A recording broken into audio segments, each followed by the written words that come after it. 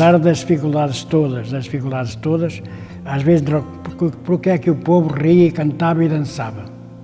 Era realmente para aliviar a carga dos trabalhos, mas viviam satisfeitos de certa maneira com o que tinham, porque não viam mais, só viam o seu cantinho e tal, e viam que a vida era assim. Portanto, mas não deixavam de ser pessoas alegres.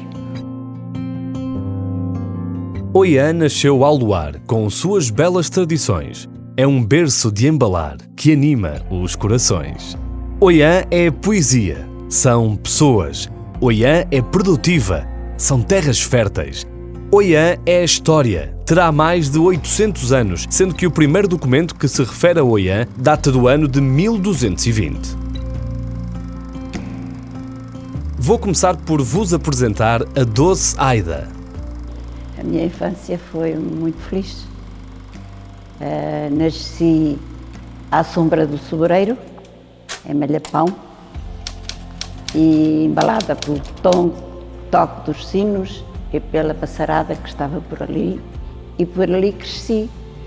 E na aldeia corri tudo, toda a aldeia, toda era minha, conhecia toda a gente,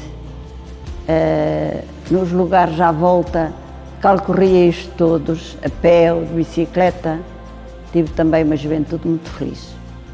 Tive sorte porque tinha uma família amiga, onde reinava a paz e nunca me faltou nada. Claro que tínhamos restrições, muitas, mas estávamos perfeitamente bem. Os familiares eram amigos, os vizinhos eram amigos, a natureza era pródiga e o que mais nós queríamos? Aida foi professora e continua a ser sonhadora. Nasceu em Malhapão, mas já percorreu muito do mundo. Uma apaixonada por artes, tem na pintura e na escrita dois dos seus grandes prazeres. Gostaria muito de ser pintora, também gostaria de ensinar, e a matemática ou o português seriam áreas em que eu gostaria de ensinar, mas dadas as restrições económicas da família e que a maior parte das pessoas tinha, fui para a escola do magistério. Portanto, eu nasci exatamente com os primeiros tiros da Grande Guerra, da Segunda Grande Guerra Mundial. Portanto, em setembro. E nasci numa casa que na altura, feita pelo meu pai, já tinha sótão, casa alta. Como é que se nascia nesse tempo nas aldeias mais rurais e não só? Era com a ajuda das chamadas mulheres de virtude, porque todos nós nascíamos em casa. Todos nós, no fundo, éramos pobres. Éramos meninos pobres, embora houvesse mais pobres do que eu. Portanto, não faltava pão, mas coisas lambarices faltavam em casa. Portanto, havia o pão, mas não havia lambarices. Portanto, nesse tempo era tudo assim. Quando nós atingíamos os 4, 5 anos, começámos a trabalhar em coisas simples. Íamos, por exemplo, tocar a vaca à volta dos poços, cujos engenhos tiravam a água para regar os milhos, para regar as batatas, etc. E nós, os primeiros trabalhos que fazíamos era andar atrás da vaca. Ou estar ao pé do poço, com a bargastinha, para lhe sacudir as moscas e para fazê-la andar. Portanto, eram os primeiros trabalhos. Eu também fiz isso, naturalmente. Depois vem a escola, em que eu exatamente chumbo no primeiro ano, na primária, por virtude de colaborar com os pais, porque os pais nessa altura davam pouco importância aos estudos dos filhos, mandavam pouco os filhos à escola.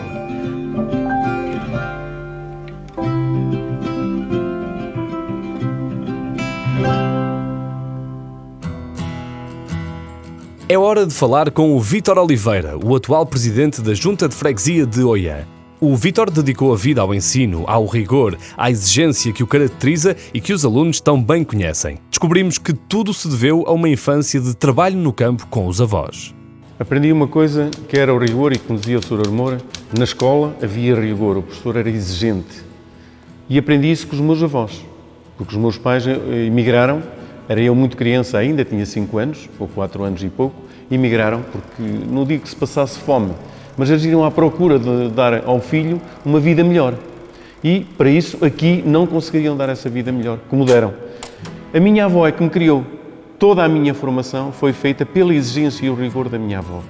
Eu andava na escola, da aldeia, e quando via a minha avó com as mãos atrás das costas, alto que vem uma verga, a seguir já vais levar, porque a gente acabava as aulas, ficava a brincar no recreio da escola, e eu quando via a minha avó, é porque o Vítor não cumpriu com aquilo que ela disse, portanto lá vinha a vergazinha para dar umas chicotadas no Vítor, que até era dos poucos que levava, como dizia o Sr. Moura, descalço. Eu era dos poucos que tinha possibilidade de usar, naquele tempo, uns tamancos ou umas botas. E tirava isso tudo para andar a jogar futebol descalço, que de vez em quando dávamos o pontapé, não era na bola, mas na pedra, e lá vinha o sangue nos dedos. Mas a gente gostava de futebol. Não conheci nenhum dos meus avós, mas todas as pessoas de idade eram meus avós, porque eu gostava muito de falar com elas, e ia ter com elas, perguntar-lhe como é que elas viviam, o que é que elas gostavam.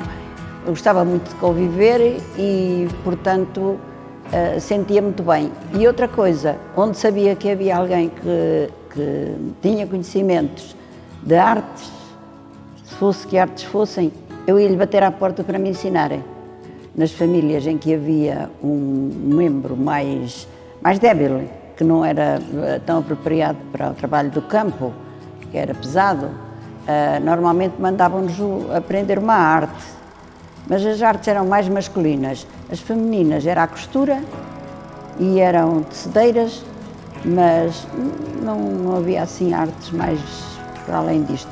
Os homens tinham ferreiros, tinham os latoeiros, tinham os tamanqueiros, os sapateiros, havia imensa coisa para homens, para as senhoras havia menos. As pessoas estavam mais em casa ou no trabalho do campo, as mulheres. Nessa altura, o que é que eu fazia? O que é que me davam a fazer?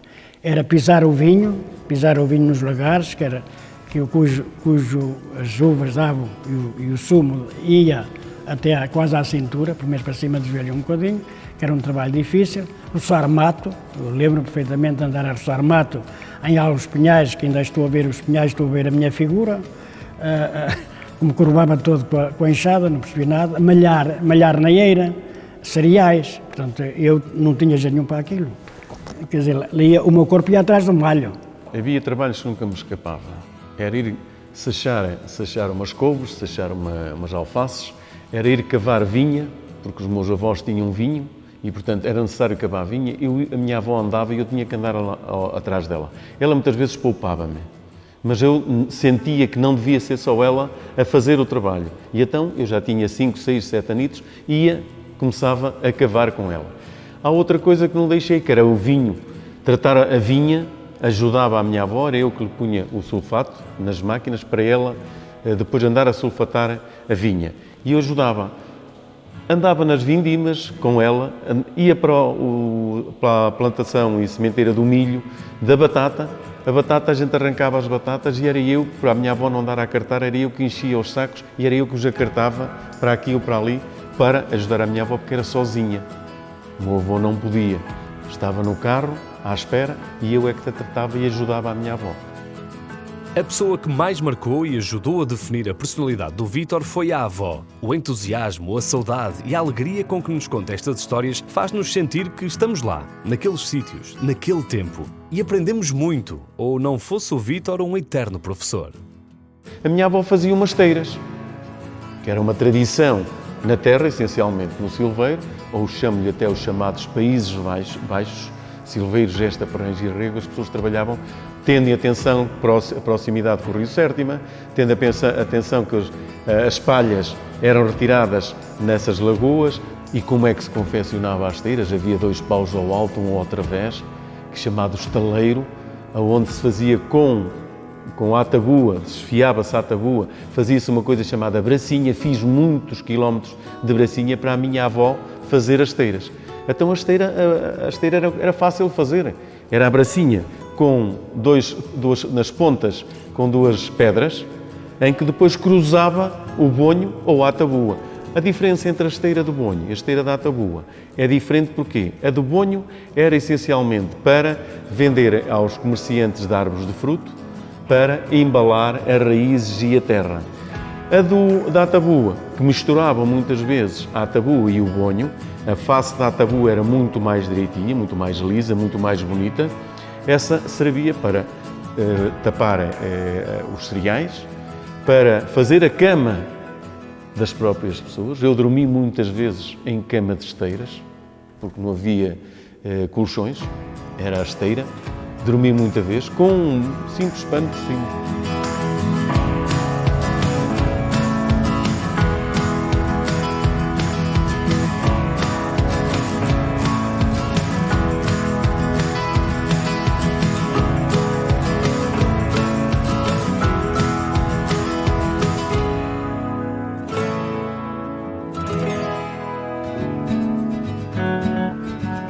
A Aida escreveu muito sobre mulheres ao longo da sua vida. Confidenciou-nos muitas histórias que, infelizmente, não eram ficção. Este é um tema que se mantém atual e continua a ser muito necessário falar dele. Os meus pais tinham uma mercearia que tinham herdado já do meu avô, e elas vinham à mercearia. A minha mãe era a confidente de toda aquela gente. A minha mãe lia-lhe as cartas que vinham do estrangeiro, ou que vinham de Lisboa, dos maridos, ou dos namorados, ou dos parentes. Escrevia-lhe as cartas de resposta e eu ouvia. Elas vinham lá à minha mãe como se viessem confessar-se, pedir-lhe conselhos. E, portanto, ali na loja ouvia-se tudo. Eu tinha uma costureira que ia lá fazer costura vários dias por semana e eu ficava junto dela. E as mulheres da aldeia vinham falar com a minha mãe e a costureira queria ouvir a conversa, mas eu falava muito. Ela dizia, não bulas, não bulas. Queria ouvir a conversa. E eu ficava a ouvir também a conversa. E as conversas eram tristes. As mulheres tinham uma vida muito triste. Algumas eu vi que elas só conseguiram ter alguma liberdade quando ficaram viúvas.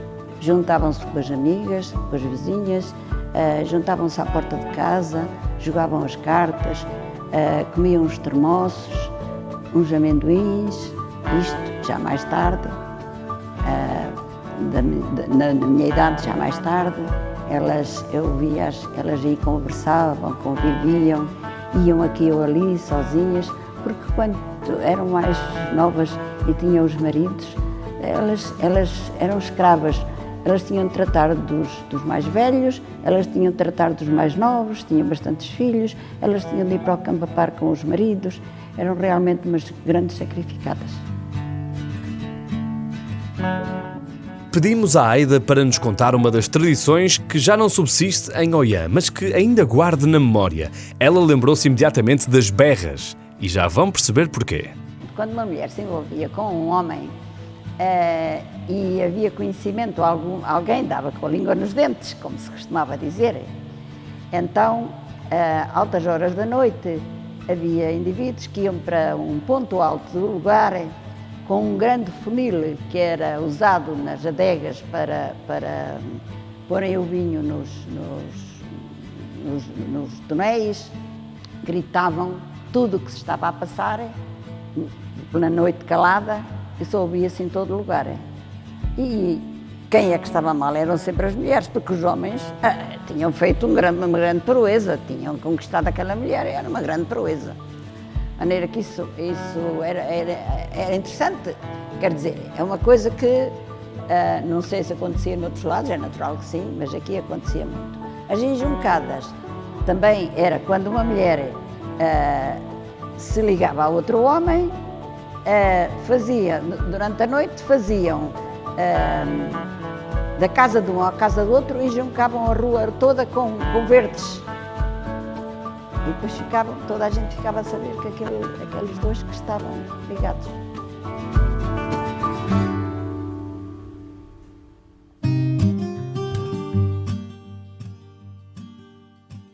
A freguesia de Oiã, tal como todo o concelho de Oliveira do Bairro, é conhecida pela forte e diversa agricultura. A cultura do arroz é uma das marcas identitárias deste concelho que traz mais memórias ao Vítor, que ainda hoje é proprietário de marinhas de arroz.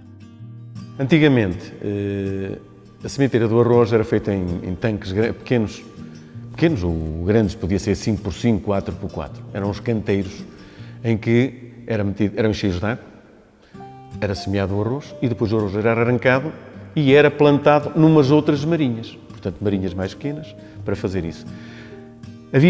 Tinha que haver sempre um cuidado e nós às vezes andávamos de noite a roubar água de uns aos outros, porque a água convinha circular. E a água que este utiliza, o outro a 100 metros pode utilizar a mesma água, porque o que me está a fazer a mim, ele também vai precisar. Então fazia circular a água por vários canteiros, de pessoas para pessoas. Depois, o arroz crescia, palmo e meio mais ou menos, era plantado, mas até aí era preciso trabalhar as outras marinhas grandes onde nós íamos fazer a plantação. E aí tinha uma coisa muito gira, e eu andava à frente dos bois. Nesse mesmo dia que labrávamos essa terra, trazíamos comida para casa para comer à noite, enguias, essencialmente enguias. Eu encaminhava os bois iam pelo rego, direitinhos, e eu vinha para trás com um saco, apanhava as enguias e metia para o saco. Muitas vezes era a nossa comida à noite. O arroz depois vai crescendo, é preciso tirar as ervas daninhas. Depois, por volta de fins de agosto, setembro, vamos começando a retirar a água das marinhas do arroz, para ir secando, para a gente poder andar e cortar o próprio arroz. É metido em molhos, daí vem para as geiras. Nas geiras é malhado, antigamente era malhado aos molhinhos com aqueles bancos que se usavam nas cozinhas dos lavradores. A gente malhava, saltava o arroz. Ultimamente já havia máquinas e então metia-se às máquinas e debulhava-se o arroz. O arroz era uma coisa muito gira para debulhar em máquinas. Garanto-lhe que no fim de debulhar uma irada, de arroz, se você olhasse para os meus braços, dizia que eu tinha sarampo. Todo picado, todo vermelho e depois a comichão que isto dava. O arroz, por sua vez, é vendido. Há uma parte que fica para nós, meia dúzia de sacos, 100, 150 ou 200 quilos, que depois levávamos ao moleiro para tirar a casca, descascar e ficávamos com o arroz como você compra hoje no pacote. Se calhar mais partido do que aquele que compra hoje muito inteirinho, que é feito de uma outra forma, e ficava para o consumo da casa. Mas era uma subsistência do agricultor. Era o vinho, era o arroz, era a batata, porque a horta, todo o resto da horta era para a família, para a casa, porque a gente criava gado, no caso dos porcos, e os leitões eram para vender. Não se comia um leitão numa casa de um lavrador, a não ser que fosse um lavrador abastado. O leitão só se comia em dia de grande festa e que a coisa estava a correr bem para o lavrador. O resto eram os porcos que eram criados. 2, 3, 4 porcos. Fazia-se a criação, porcos e porcas, e fazia-se depois as coberturas das próprias porcas, mas, essencialmente, a criação de porcas em casa e os bois e as vacas também eram criadas em casa, que essa palha que vinha do arroz, muitas vezes era para alimentar os animais e para fazer a própria cama dos animais.